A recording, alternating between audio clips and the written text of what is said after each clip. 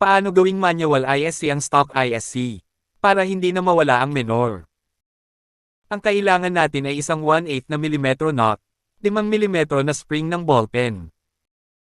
Tatanggalin natin ang thread ng plunger gamit ang 3 milimetro Allen wrench. Paikot-ikot hanggang maubos ang thread hanggang dulo. Pag ipinasok natin dapat ganito siya, kaluwang. Ipasok ang spring ng ballpen at knot. 1/8 na milimetro ang saktong sukat. Ipasok muna ang spring ng ballpen saka ipasok ang knot.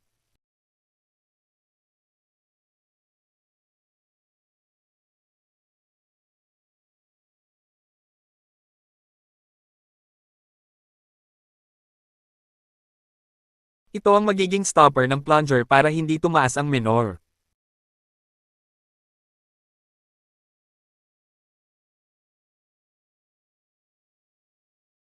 Ganito ang saktong gap para sa 1/6 to 1/7 ideal RPM. Ganito lang dapat ang stock spring hanggang dulo lang ng plunger. Tumalpak mo ng trial. Recommended idle speed ay 1/6 to 1/7 RPM.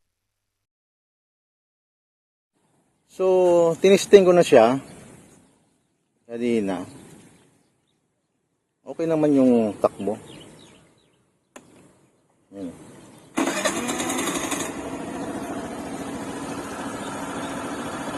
Yung idle, yung RPM niya, yung dati pa rin naman. So, bali yung plunger, naka-fix na yon. So, yung under niya, wala lamang nabago, yung pa rin naman. So, sa idle lang talaga siya nakakonsentrate. So, yung arangkada niya, okay pa naman.